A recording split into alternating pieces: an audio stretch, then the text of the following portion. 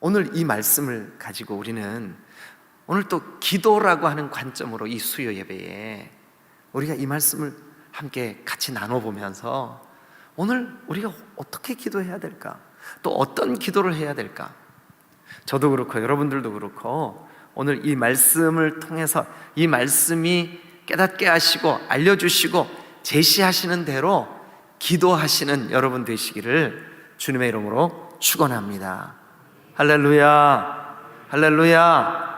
우리 앞, 뒤, 양옆에 계시는 분들한테 오늘 밤 말씀대로 기도합시다 한번 인사 좀 해봐 주세요.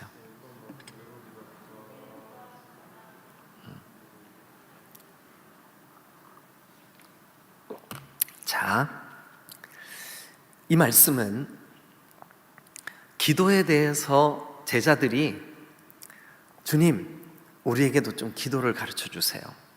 요즘 우리가 주일 낮예배 때 마태복음 6장을 통해서 6장 9절부터 기록되어 있는 말씀을 가지고 주님이 가르쳐 주신 기도를 주일날 시리즈로 설교를 듣고 있어요. 그런데 이 누가복음에서는 바로 그 장면이에요. 그런데 그 주님이 제자들에게 기도를 가르쳐 주시면서 기도의 내용은 여러분 1절부터 쭉 보시면 4절까지 기도의 내용이에요. 그러니까 이렇게 기도해. 그 내용은 간단하게 한마디로 말씀드리면 주님이 가르쳐 주신 기도, 즉 우리가 알고 있는 주기도문이에요. 그렇게 돼 있나 한번 보실래요? 자, 1절 예수께서 한 곳에서 기도하시고 마치시매 제자 중 하나가 여짜오되 주여 요한이 자기 제자들에게 기도를 가르친 것과 같이 우리에게도 가르쳐 주시옵소서. 그랬더니 예수님이 이렇게 기도해, 너희는 이렇게 기도해라 하시면서 아버지여 이름이 거룩히 여김을 받으시오며 나라가 임하시오며 우리에게 날마다 일용할 양식을 주시옵고 우리가 우리에게 죄 지은 자를 용서하오니 우리 죄도 사하여 주시옵고 우리를 시험에 들게 하지 마시옵소서 하라. 기도 가르쳐 주셨죠, 그죠? 그리고 그 다음은 5절부터는 이렇게 기도할 때 우리가 취해야 될 자세, 우리의 태도, 우리의 기도하는 우리의 모습, 그 태도, 자세를 5절부터 13절에 우리에게 비유로 어떤 이야기를 통해서 들려주고 있는 거예요. 자, 그런데 그 이야기를 우리가 오늘 우리에게 적용할 수 있는 말씀으로 한번 좀 우리가 다시 한번 이 말씀을 살펴보자고요. 자, 먼저 5절입니다. 이 기도를 가르쳐 주시는 예수님이 이 기도에 대한 자세 혹은 태도를 알려주시기 위해서 이제 어떤 한 이야기를 들려주시는데 그 이야기가 이렇게 시작됩니다. 또 이르시되. 그러니까 예수님이 주님이 가르쳐 주신 기도 그것을 가르쳐 주시고 또 이르시되 하면서 너희 중에 누가 친구가 있는데 밤중에 한번 동그라미 쳐보세요. 밤중에. 자, 누가복음에서는 밤중에, 아니 누가복음만 그런 게 아니라 성경의 신약의 여러 곳에서 밤중에, 이거는 그 느낌이 어떠냐 하면 좀 이 자기 친구를 찾아서 먼 길을 왔는데 낮에 도착하지 못하고 밤에 도착한 그 친구 입장을 우리가 한번 상상을 해보는 거예요. 낮 동안 그 뜨거운 태양이 장렬하는 먼 길을 걸어오면서 아무것도 먹지를 못했어요. 왜냐하면 예수님이 사시던 이 시대만 해도 바로 자기 동네나 바로 이웃에 사는 사람들끼리는 서로 안면도 있고 서로 왕래가 있지만 조금만 떨어져 있어도 오늘날처럼 교통이 좋거나 이런 때가 아니었기 때문에 전혀 모르는 낯선 곳으로 여행을 해온 것이 틀림이 없어요. 그런데 그만 친구 집까지 왔는데 도착한 시간이 여기 성경에 보니까 언제예요? 밤중에 그렇게 돼 있어요. 밤중에. 여러분, 누가복음에서는 이 밤중 그러면 인간의 힘으로 해결할 수 없는 어쩌면 아주 지치고 피곤한 절망의 순간, 그때를 밤중이라고 표현할 때가 종종 있어요.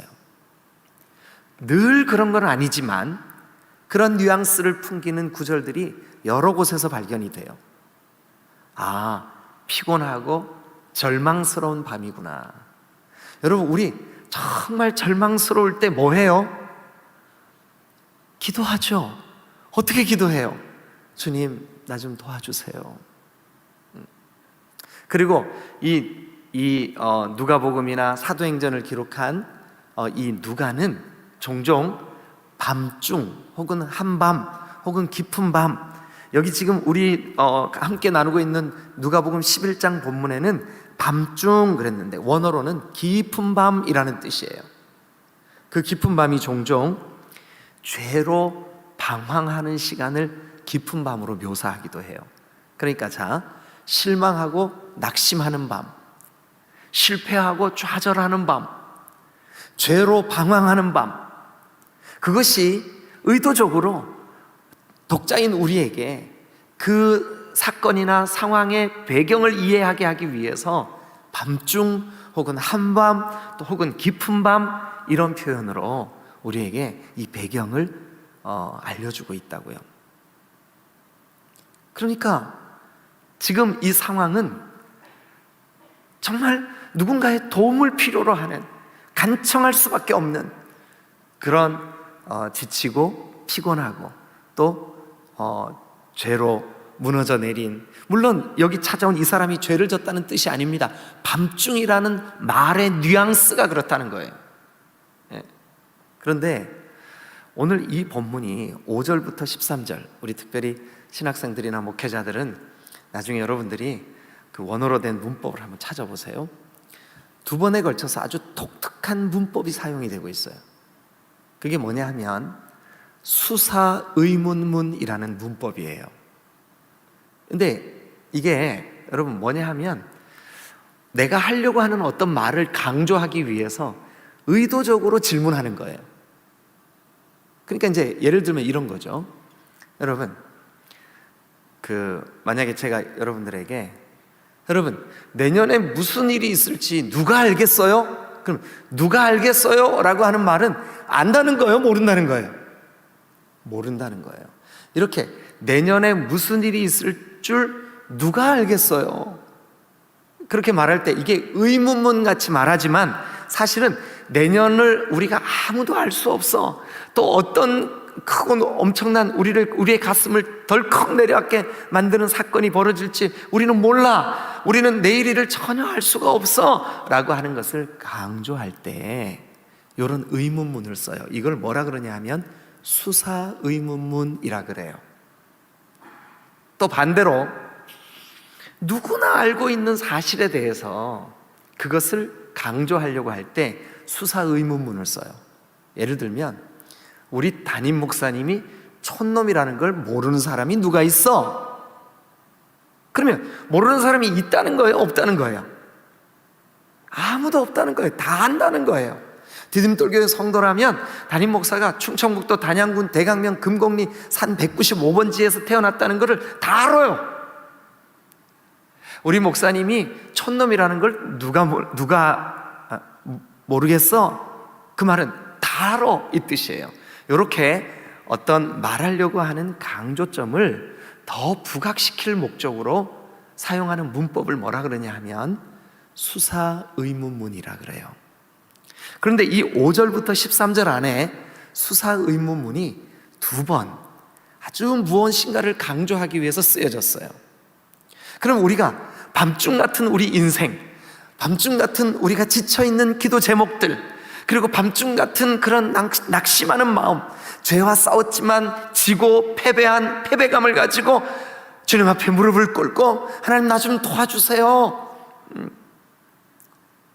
이런 때 우리가 어떻게 기도해야 될까라고 하는 것에 대해서 이 성경을 기록하고 있는 저자인 누가는, 혹은 누가를 통해서 우리에게 이 진리를 알려주시는 주의 성령께서는 수사의문문이라는 문법을 가지고 우리에게 두 가지 중요한 진리를 아주 강조하고 있다고요. 그 첫 번째 수사의문문이 어디 나오냐 하면 7절에 나와요. 두 번째 수사 의문문이 어디 나오냐면 12절에 나와요. 자, 그러면 제가 수사 의문문을 가지고 여러분들에게 질문을 한번 해볼 테니까 여러분들이 대답을 한번 해보세요. 자, 7절. 그가, 그러니까 집안에서 자고 있는 그 친구가 자기 옆집에 사는 친구가 가서 문을 막 두드려. 내 집에 멀리서 친구가 찾아왔는데 그가 낮 동안 계속 굶고 왔어. 그에게 먹을 떡이 우리 집에 없어. 당신 집에 떡 있으면 세 덩어리만 좀 빌려줘. 그러면 자, 7절, 누가복음 11장 7절입니다. 잘 들어보세요, 여러분. 그가, 그러니까 그 집안에 있는 그가 안에서 대답합니다. 대답하여 이르되 나를 좀 괴롭게 하지 마. 문이 이미 닫혔고 아이들이 나와 함께 침실에 누웠으니 일어나 너에게 줄 수가 없노라 하겠느냐? 그럼 그거 하겠느냐? 그게 뭐냐면 수사 의문문이에요. 그러면 아니 그렇게 와서 간청을 하는데 거절하겠냐? 대답하세요. 거절하겠냐? 그럴 수 없느니라. 한번 따라 하실래요? 그럴 수 없느니라. 그러니까 이 7절에 쓰여진 수사 의문문이라고 하는 헬라어 문법으로 뭐를 강조했냐 하면 간청하면 들을 수밖에 없어. 그게 이제 8절이에요. 내가 너희에게 말한다. 비록 그러니까 친구라고 하는 그 명분을 가지고서는 일어나 주지 않을지 모르지만 그 간청함 때문이라면 일어나서 그 요구대로 준단 말이죠. 예, 이 8절에 답을 주시기 위해서 7절에 수사 의문문이라는 문법을 써가지고 그것을 아주 강조하기 위해서 그럴 수 있겠냐? 그럴 수 없느니라. 안 줄 수 있겠냐? 안 줄 수 없느니라. 그러면 이제 다시 전체 문맥을 가지고 한번 생각해 보시자고요. 예수님이 제자들에게 뭐를 가르쳐 주고 있다고요, 지금? 기도. 특별히 기도 중에서도 기도의 내용을 너희는 이렇게 기도해. 그거는 이미 4절까지 지나갔죠. 그건 우리가 주일날 말씀을 나누고 있죠. 5절부터는 뭐를 말씀해 주고 있다고요? 기도하는 사람의 자세.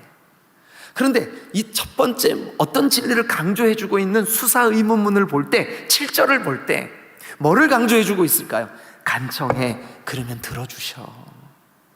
믿으시면 아멘. 이거를 강조하려고 그 중요한 강조하기 위한 문법을 사용을 했다고요. 그러면서 그것을 좀 더 설명하려고 이렇게 우리에게 말씀하고 있습니다. 그 간청함을 인하여 일어나 요구대로 주리라. 그 간청함 때문에 일어나 그 요구하는 대로 주리라. 자, 그러면서 이렇게 말하는 겁니다. 구해. 그럼 너희에게 주실 거야. 찾아. 그럼 찾아낼 거야. 문을 두드려. 그러면 열릴 거야. 그러면 구하라, 찾으라, 문을 두드리라는 말은 7절, 8절을 놓고 볼 때 뭐 하라는 거예요? 지속적이고 간절함으로 계속 뭐 하라는 거예요? 간청하라는 거예요. 간청하라는 거예요. 여러분, 기도하는 우리의 자세가 여러분 끊임없이 구하고 찾고 두드리고 간청하면 들으실 줄로 믿습니다. 네. 오늘 밤 우리가 기도할 때 이 누가복음 11장은 기도하는 사람의 자세를 여러분들에게 어렵고 생소하게 들릴지 모르겠지만 수사 의문문이라고 하는 문법을 가지고 우리에게 이것을 설명합니다. 간청해. 그러면 반드시 응답돼. 간청해. 그러면 들어주실 거야. 간청해. 벗된 친구라고 하는 명분으로는 안 들어줄 수 있어. 그러나 간청하면 반드시 들어주실 거야. 두 번째 수사 의문문. 여러분 어디를 가시냐면 11절과 12절 한번 보시겠습니다. 거기도 중요한 수사 의문문이 쓰여졌습니다. 제가 질문해 볼 테니까 대답해 보세요. 자, 너희 중에 아버지라고 하는 자가 그 아들이 아버지한테 아빠 생선 먹고 싶어요. 그런데 아버지가 옛다 하고 뱀을 주라. 아비가 있냐? 대답하세요. 뭐래요? 없어. 이게 없다는 것을 강조하기 위한 수사 의문문이에요. 그리고 이제 그 다음 말씀은 좀 더 구체적으로 우리에게 또 이렇게 말합니다. 똑같은 내용이에요. 뭐라고 말하냐면 알을 달라고 하는데 물리면 죽는 아주 독성이 강한 전갈을 사랑하는 아들에게 줄 그런 아비가, 자 대답하세요. 있겠냐? 없다. 다시요. 그런 아주 나쁜 아비가 있겠습니까? 보세요. 뱀을 주겠습니까? 전갈을 주겠습니까? 그럴 수 없느니라. 그럴 수 없느니라. 이거를 강조하기 위해서 그 12절이 수사 의문문으로 돼 있어요. 그걸 주겠냐? 그럴 수 없느니라. 그러면서 이제 13절을 한번 보세요. 13절. 자, 같이 읽겠습니다. 시작. 너희가 갈지라도 좋은 것을 자식에게 줄 줄 알거든 하물며 너희 하늘아버지께서 구하는 자에게 성령을 주시지 않겠느냐 하시니라. 여러분, 그러면 지금 5절부터 우리 보고 구해, 간청해, 뭐를 간청하라고 그러고 있는 걸까요? 여기 지금 13절까지 본문을 쭉 볼 때 뭐를 간청하라는 걸까요? 좋은 거, 동그라미 치세요. 13절, 좋은 것을 줄 알거든. 그러니까 좋은 것, 동그라미 치세요. 좋은 것. 그런데 하늘 아버지께서 구하는 자에게 그 좋은 거, 그게 뭐래요? 성령, 동그라미 치세요. 그러면 지금 5절부터 시작된 기도에 대한 자세, 그것을 너희가 이거 구해, 그리고 두드려, 그리고 찾아. 바뀌었나요, 순서가? 근데 왜 여러분 가만히 계세요? 구해, 그리고 찾아, 그리고 문을 두드려. 뭐에 대해서요? 좋은 것 구해. 그 좋은 것이 뭐라고 말씀하고 있어요? 성령이라고 말씀하고 있어요. 여러분, 우리 기도할 때 성령을 구하십시다. 성령 충만을 여러분 간구하셔야 될 줄로 믿습니다. 여러분, 내 힘으로는 넘어지지만 성령은 승리하십니다. 내 힘으로는 절망하지만 성령은 우리에게 소망이 되십니다. 나는 깊은 밤과 같이 절망에 빠져 있지만 성령은 우리를 그 절망 가운데서 붙잡아 일으켜 세워주십니다. 믿으시면 아멘. 여러분, 우리 침례교단에 아주 유명한 목사님 여러분 들어보셨을 거예요. 빌리 그레함, 뭐 이렇게 한국 사람들 발음하죠. 빌리 그레함. 이분이 1974년도에 한국의 여의도 광장에 수십만 명의 전국에 있는 교회, 제가 아주 어릴 때인데요, 그 어릴 때 시골 마을에서도 엑스폴로 74라는 말을 기억할 정도로 그때 유명했어요. 그게 네? 그때가 제가 74년도면 초등학교 3학년 때거든요. 근데 예은이 지금 마스크 쓰고 뭐라 그랬는데 목사님 못 들었어. 그때 저는 나지도 않았는데 그랬지 지금. 네. 그럼 근데 그때 그 빌리 그레함 목사님이 한국에 오셔서 복음을 전하고 말씀을 전할 때 지금도 생존해 계시는 수원중앙교회 김정한 목사님이 통역을 하셨어요. 근데 그때 그 한국에 오셔서 계시는 그 며칠 동안 유명한 이야기가 있어요. 우리 한국 목회자들하고 빌리 그레함 목사님하고 식사를 함께 할 수 있는 기회가 있었대요. 그래서 그 식사 자리에서 이제 이런 얘기 저런 얘기 하다가 한국의 어떤 목사님이 빌리 그레함 목사님하고 이렇게 식탁에 대각선으로 마주 앉았는데 이분이 진심으로 궁금했대요. 그래서 이렇게 질문했다는 거예요. 목사님은 지금 전 세계를 다니면서 복음을 전하는 이 시대에 정말 하나님의 메신저로 말씀 전하는 자로 그렇게 귀하게 하나님이 쓰고 계시는데 그 비결이 뭡니까? 하고 물었대요. 그랬더니 빌리 그레함 목사님이 망설이지 않고 이렇게 대답했대요. 예, 저는 제가 하지 않고 성령님이 하실 때까지 기다립니다.